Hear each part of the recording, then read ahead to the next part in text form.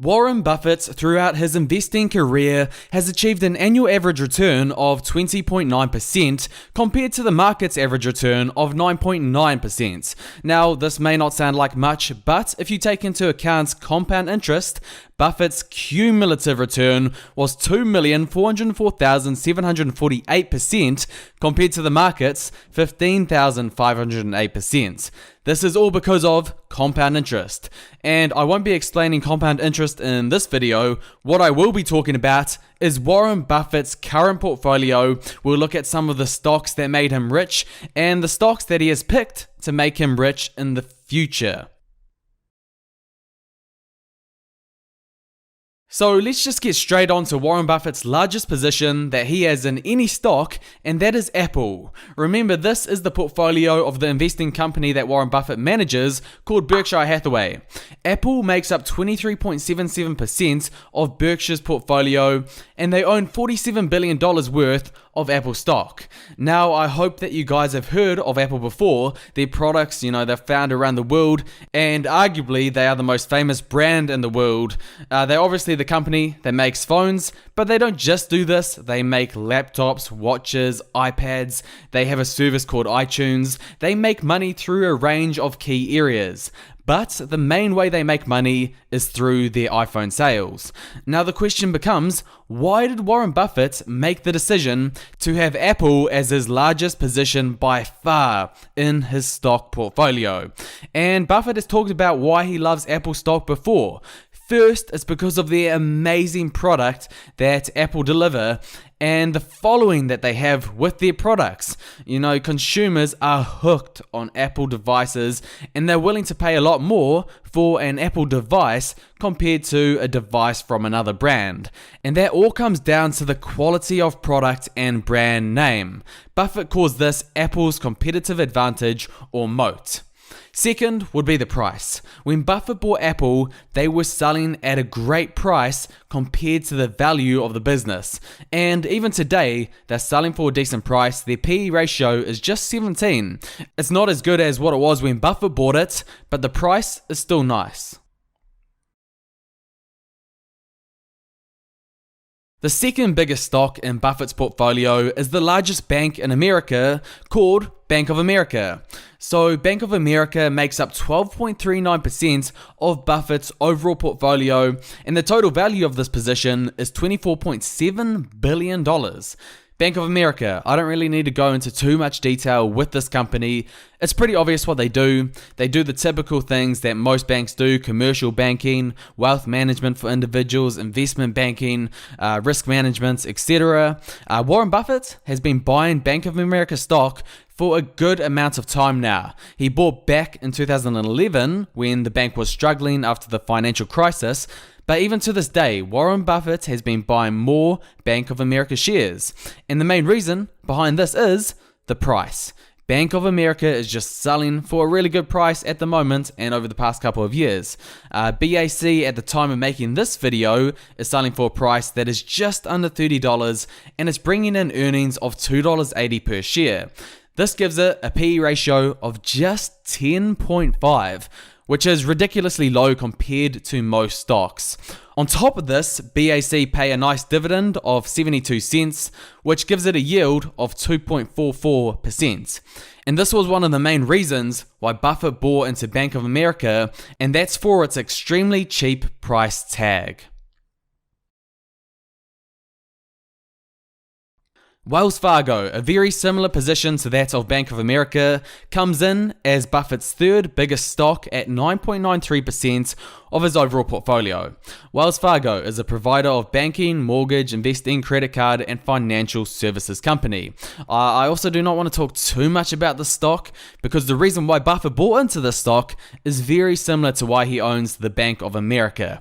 He just bought it at a cheap price. Wells Fargo, on a pure earnings to price basis, is actually cheaper than that of Bank of America. If you look at its PE ratio, it's actually under 10, which is very low. Buffett actually owns a couple more bank stocks in his portfolio, and the main reason behind this is a cheap price compared to the value of the company. If you want to learn more about value in a company, it's one of the things that I teach in my How to Invest course. Link, of course, to that is in the description. Let's move on though.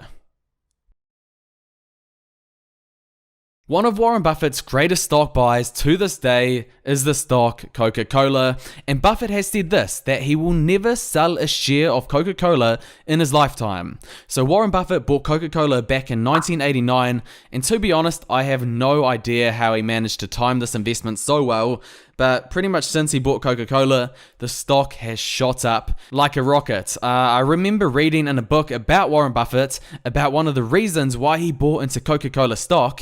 This book may have been called The Snowball Effect, I believe. I can't really remember. Anyway, Buffett talked about how he used to collect soda lids as a kid. One of the things that he noticed was he was collecting way more Coca-Cola lids than any other soft drink. And this is just because consumers absolutely love the taste of Coca-Cola. There's just something about that flavor and that fizz that makes it the most popular drink in the world. Warren Buffett knew this was a major advantage that Coke had over other companies, and it's a big reason why he owns so much Coke stock. To this day, it's his fourth largest position at Berkshire Hathaway and makes up 9.4% of his overall portfolio. The value of his position is $18.7 billion.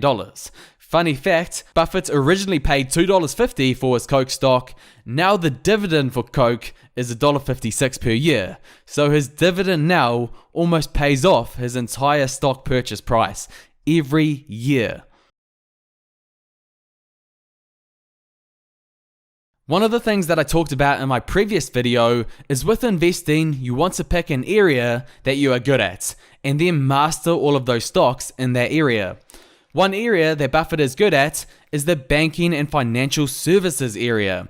This brings me on to Buffett's fifth largest position, which is American Express. American Express is a financial services company. These guys mainly do charge and credit card products as well as travel related services around the world. Now, it's quite funny the way Buffett has been buying into American Express.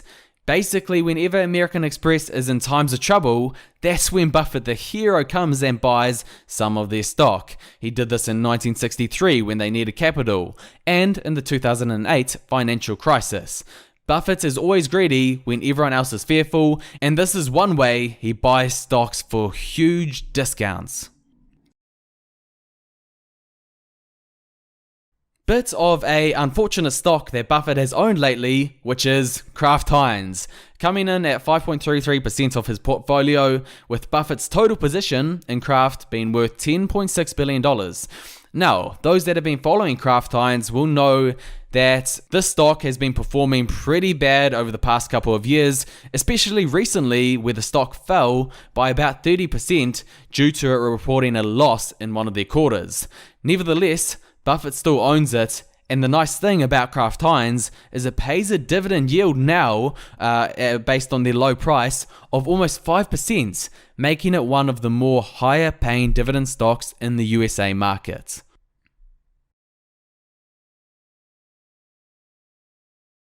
The next four stocks I want to loop together because they're all banking and financial services stocks. I've already explained why Buffett has exposed his portfolio heavily to bank stocks. One reason being because he understands them very well. This is one of his competitive advantages as an investor, understanding this particular sector. Also, a lot of these stocks in the sector have been selling for very attractive prices as of late. And this is why Buffett has been snapping up a lot of bank stocks over the past year or two.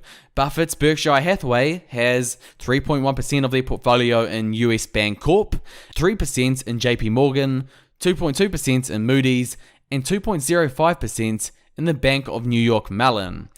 So, now I just want to quickly go over the next four largest positions in Buffett's portfolio, and the rest of the stocks in the portfolio we'll leave out because they're all pretty small positions, and to be honest, I don't want to overload you with information. Let's just stick to the key stocks in Buffett's portfolio. Delta Airlines is Buffett's 11th largest stock position, coming in at 1.8% of his portfolio at Berkshire.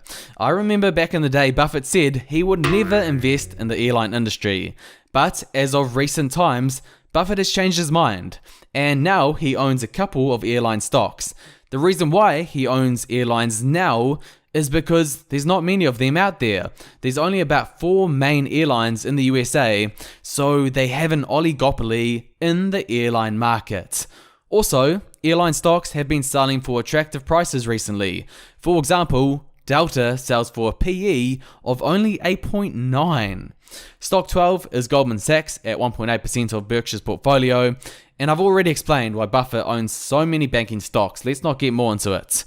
Stock 13 is another airline company called Southwest, and yes, I also just explained why Buffett owns airlines. Southwest comes in at 1.4% of Buffett's portfolio. And the 14th biggest position Buffett is using to expose himself a little to the vehicle manufacturing industry. He's doing this through the stock General Motors, which he bought in early 2012. But he even recently has been buying more of the stock. In the fourth quarter of 2018, Buffett increased his General Motors position by 37% in that last quarter.